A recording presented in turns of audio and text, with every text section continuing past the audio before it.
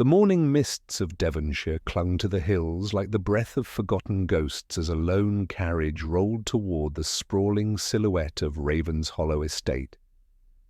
Inside sat a young woman, her hands clasped tightly in her lap, her gaze fixed not on the grandeur that awaited her, but on the tattered letter folded in her apron pocket, a letter offering employment as a servant in one of England's most noble households. Her name was Elena Harwood, and she had never belonged anywhere. Orphaned as an infant and raised in the cold stone halls of St. Mildred's Home for Lost Children, she had known hunger, labour, and silence far better than comfort or love. Yet there was something in her that the nuns often whispered about, a quiet grace, a dignity that seemed out of place in a girl who scrubbed floors. "There's nobility in her blood," Sister Agnes once murmured, though God alone knows from where.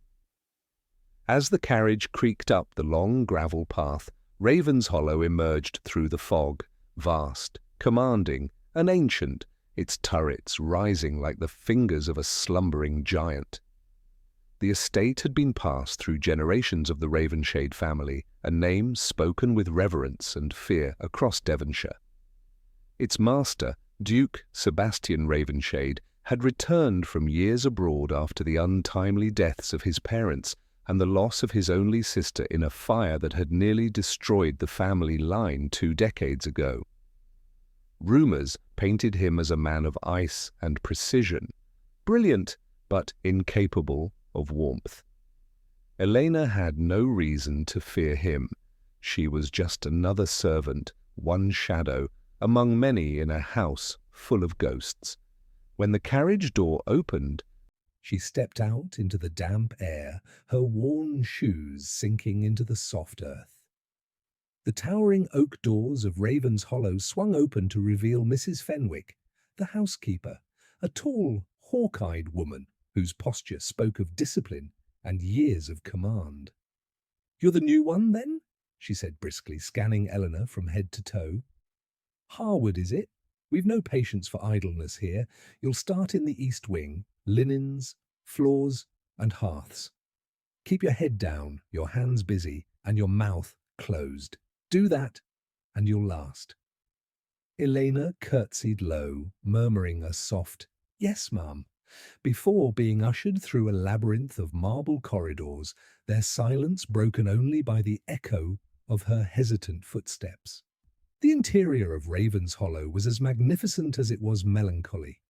Grand halls lined with ancestral portraits, chandeliers heavy with crystal, and staircases that wound like the spine of some great beast. Yet beneath its beauty lingered an air of grief, a tension that whispered through every polished surface. The servants moved swiftly, eyes lowered, as though the house itself demanded reverence. Eleanor was shown to a small attic room with a single narrow bed and a view of the endless moors. She unpacked her few belongings, 2 plain dresses, a pair of work shoes, and a small silver locket, her only keepsake from childhood. Inside it was a faded scrap of blue ribbon and a crest engraved upon the back, a falcon in flight. It had always seemed a strange, noble emblem for an orphan, yet she had never dared to question it. Days passed quietly, marked by the rhythm of chores and the soft hum of life below stairs. Eleanor rose before dawn, scrubbed the marble floors until they gleamed, polished silver until her reflection blurred, and carried wood to rooms she would never be permitted to enter. But what struck her most was not the grandeur, but the silence, a hollow, aching quiet that seemed to echo through every hall.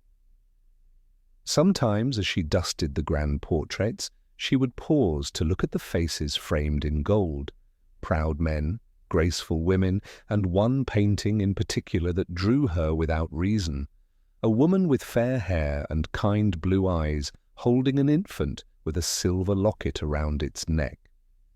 The resemblance between her own keepsake and the one in the painting sent a chill down her spine. When the Duke finally returned from London, the household seemed to hold its breath.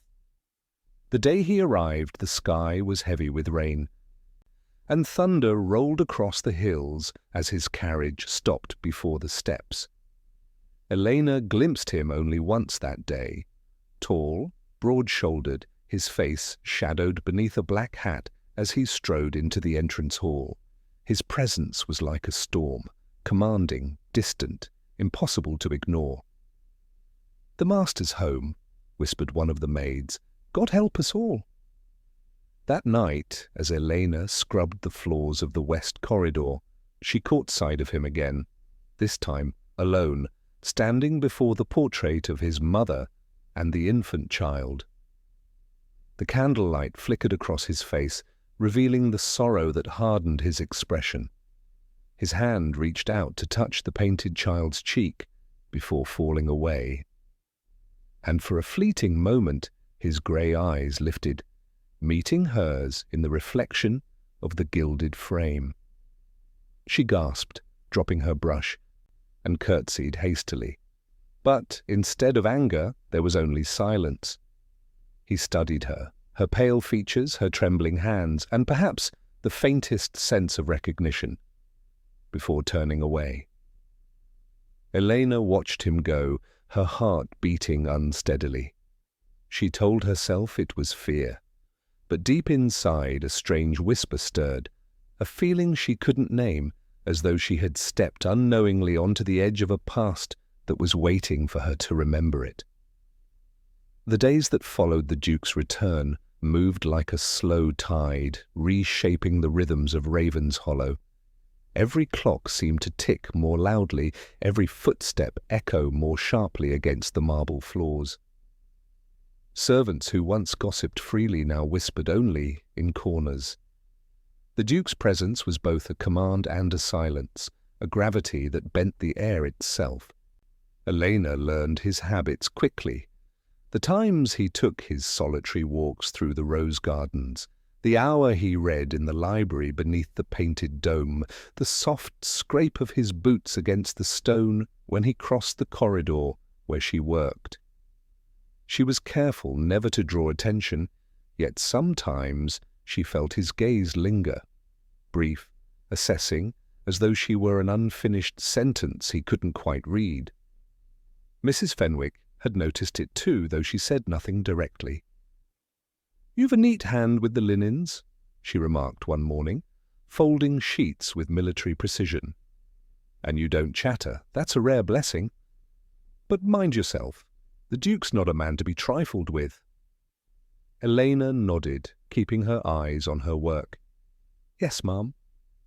Still, she couldn't ignore the strange weight that seemed to follow her, a sense of being seen in ways she didn't understand. One afternoon, while cleaning the great library, she found herself drawn toward the portraits once more. The grand room was lined with shelves that stretched to the ceiling, heavy with the scent of leather and old paper. A storm gathered beyond the tall windows, casting restless shadows across the walls. As she dusted the lower shelves, her gaze caught upon a painting she had not noticed before, a small oval portrait tucked between the grander frames. It was of a child, no older than a year, wrapped in lace and wearing a locket identical to her own. The resemblance struck her like a cord plucked too tightly. Her breath caught, her fingers trembled. Footsteps sounded behind her. She turned quickly, nearly dropping the cloth to see the Duke standing in the doorway. He was dressed in dark riding clothes, rain glistening on his shoulders.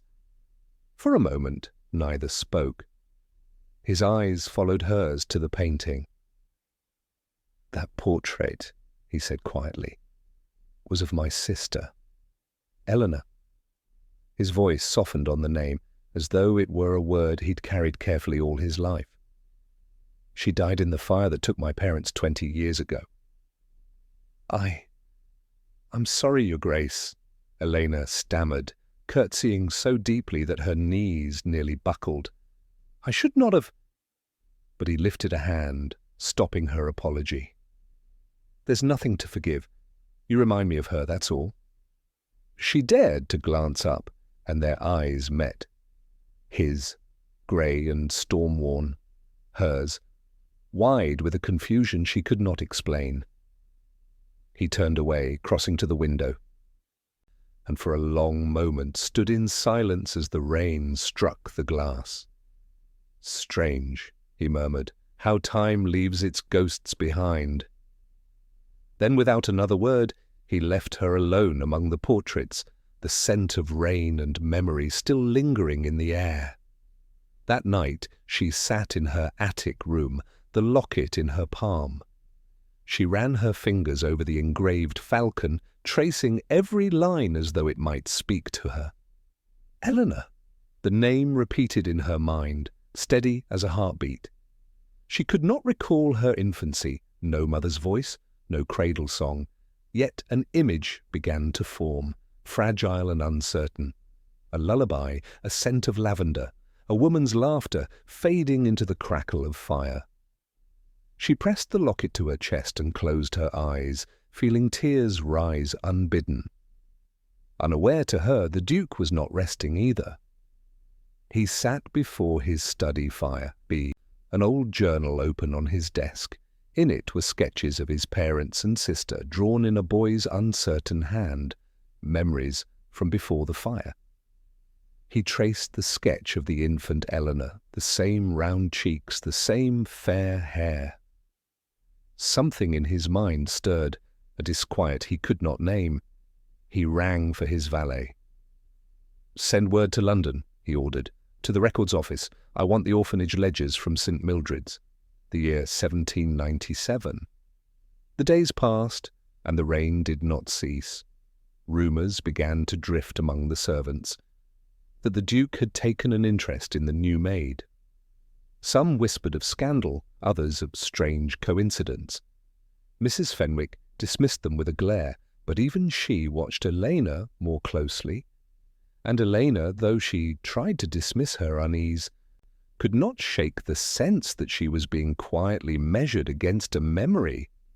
One evening, as she prepared the fire in the music room, she found herself humming a soft, wordless tune that had come to her unbidden. It was old, familiar, yet she did not know where she had learned it. Behind her, the Duke's voice spoke, low and astonished. "That song, where did you hear it?" She turned, startled, the poker slipping from her grasp. "I don't know," she said honestly. "It just comes to me sometimes." He stared at her, pale and still, as if she had spoken a ghost's name aloud. "That was my mother's song," he said finally. "No one but she and my sister ever knew it." And in that moment, the air between them changed, no longer that of master and servant, but of two souls standing unknowingly at the edge of a truth that would alter everything. The storm that had haunted Devonshire for days broke that night into a torrent of unending rain. The walls of Ravenshollow groaned beneath the wind, and the corridors flickered with the dim glow of guttering candles. The servants whispered of leaks in the old west wing, the part of the house no one entered, long sealed after the fire that had claimed the Duke's family. When Mrs. Fenwick sent for volunteers to help move heirlooms away from the damaged rooms, only Elena stepped forward. "I'll go," she said quietly. "I'm not afraid of the dark." The housekeeper hesitated, studying her. "That wing is cursed, some say, but if you've courage enough, take the lantern and mind your step." Elena nodded and set off alone, her skirts brushing against cold stone as she climbed the narrow staircase to the forbidden floor. The air grew colder the farther she went, and the silence pressed around her like a shroud. Dust lay thick on every surface, the scent of decay mingling with faint traces of smoke. When she reached the door at the corridor's end, a tall oak door banded with iron, she felt her heart quicken. She turned the handle. It creaked open with a reluctant sigh. Inside, time had stopped. The room was small, with faded wallpaper and a broken crib by the window. Torn curtains swayed gently in the draught, revealing walls once painted with murals of birds and flowers, now ghosted with soot. It was a nursery, untouched since the night of the fire. Her lantern cast long, trembling shadows across the floor, and in that trembling light, she saw something glint beneath a fallen beam. Kneeling, she brushed away the ash and uncovered a silver rattle, engraved with the same falcon crest as her locket. Her breath hitched. She looked around the room again, her pulse racing. Everywhere she turned, echoes of her own life called back to her. A child's embroidered blanket, initials stitched faintly in gold thread. E.R. She lifted it with shaking hands. Eleanor, Ravenshade. Eleanor? The voice, soft but trembling, made her whirl around. Mrs. Fenwick stood in the doorway, her lantern's light shaking in her grasp. Her face was pale, her eyes glistening. "You shouldn't be here," she whispered. Elena rose, the blanket still in her hands. "What is this place? Why does it all feel as if I've been here before?" Mrs. Fenwick's lips trembled. "Because you have," she said, and her voice broke. "Because this was your nursery, child." The words hung between them like the toll of a church bell. The rain beat against the windows, the sound deafening, but Elena heard nothing beyond the echo of those words. "No," she said weakly, shaking her head. "That's impossible. I was found, left at St. Mildred's." "You were left there by me," Mrs. Fenwick confessed, tears streaming down her weathered cheeks. "The night of the fire, your nursemaid died trying to save you. I found you in her arms at the edge of the woods. His Grace's parents were gone, the estate in chaos. There were those who wanted the inheritance secured, and they would have killed you to see it done. I took you away, gave you another name, and left you where no one would look, among orphans, with a keepsake only I dared not destroy." Her gaze fell to the locket around Elena's neck. "That crest is proof of who you are. You are Eleanor Ravenshade, the Duke's lost sister." Elena staggered back, the world spinning. She clutched the locket as if it could anchor her. No, it can't be. I'm no lady. I'm a servant." Mrs. Fenwick stepped forward and took her trembling hands. "You were never meant to be, but blood will always call to blood, and the truth will not stay buried forever." A voice spoke from the doorway, low, steady, and filled with something between disbelief and awe. "It's true." Both women turned. The Duke stood there, his face ashen, his eyes locked on Elena, as though he were seeing the dead brought back to life. The ledgers confirmed it. The orphanage records matched the night of the fire. Your birthmark, your locket, even the tune you hum. His voice faltered, breaking on the weight of emotion. "Eleanor!" She could not move, could not breathe. "No," she whispered, tears spilling down her cheeks. "You're mistaken. I'm not her." He stepped closer, his voice rough with pain. "You are. I remember carrying you out of the nursery, just before the beam fell. I thought you'd died that night. God help me, I've mourned you every day since." The lantern light flickered wildly, casting their faces in shifting gold and shadow. Eleanor's knees gave way, and the Duke caught her before she fell. The storm roared beyond the windows, the wind howling through the cracks like a chorus of lost souls. "Then who am I?" she whispered, her voice breaking. He looked down at her, his expression one of both wonder and grief. "You are my sister," he said softly, "and the heir of Ravenshade." For a long time, neither spoke. The fire that had once torn them apart had somehow brought them together again, two halves of a broken lineage, reunited in the ashes of memory. And as the storm outside began to fade, the first fragile light of dawn crept through the cracked glass, falling across them like a benediction. Morning came softly to Ravenshollow, washing the estate in pale gold and silver mist. The storm had passed, leaving behind the scent of wet earth and renewal. In the west wing, where truth had at last broken free, all was still. Elena awoke in her small attic room to the sound of footsteps below and voices echoing through the corridors. For a moment, she wondered if the night's revelations had been a fever dream. The nursery, Mrs. Fenwick's confession. The Duke's trembling voice calling her Eleanor. But when she rose and caught sight of her reflection in the narrow mirror, she saw her locket gleaming against her chest, the falcon crest clear in the morning light. The truth had followed her into day. Mrs. Fenwick came soon after, her eyes red from weeping, but her spine as straight as ever. "His Grace asks for you," she said softly.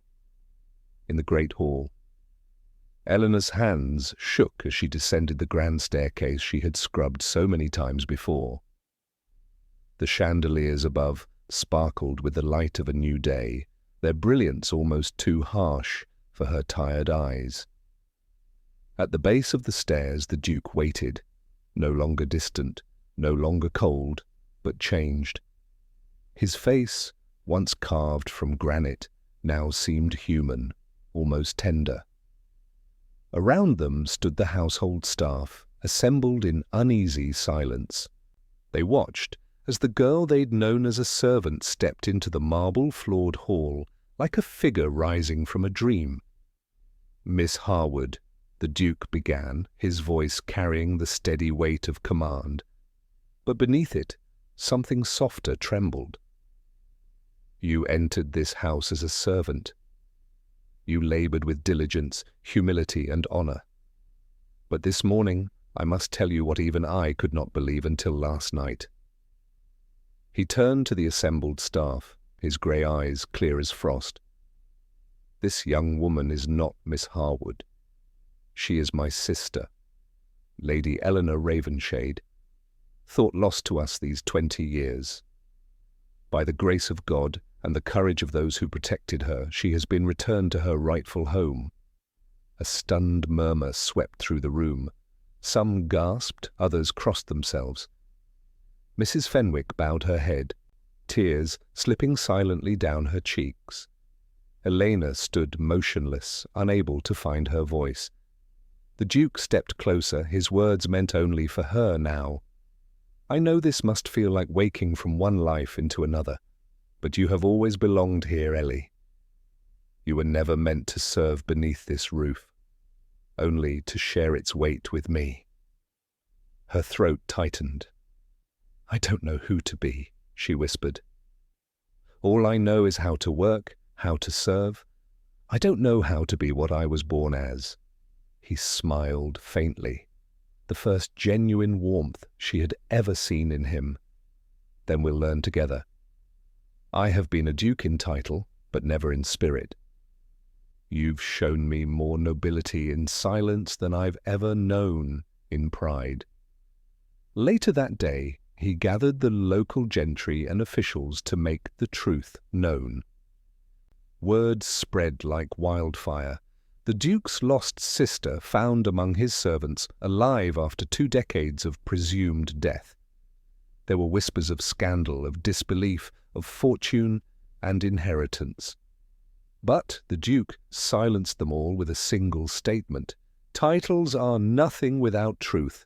Let none speak ill of the blood that runs beside mine." The weeks that followed brought transformation. The estate, once sombre and grey, seemed to breathe again.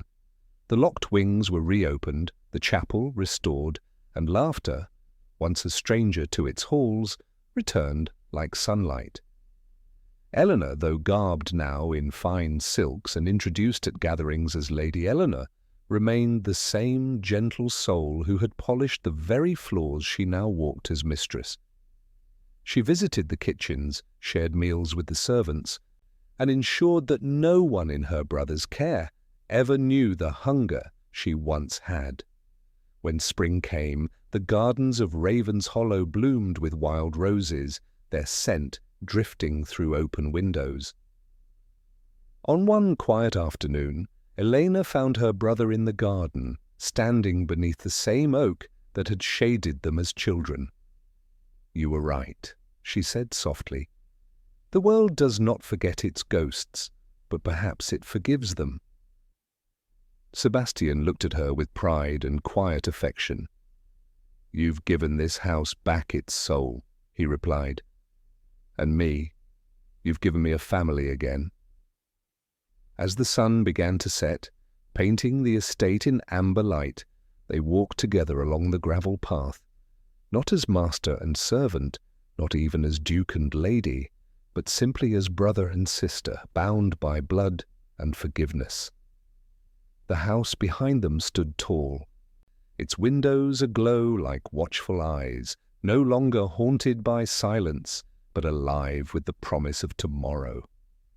And though the world would forever remember the tale of the servant who became an heiress within the walls of Ravenshollow, it was not wealth that was celebrated, but something far rarer, the return of what was lost and the love that endures when all else is gone.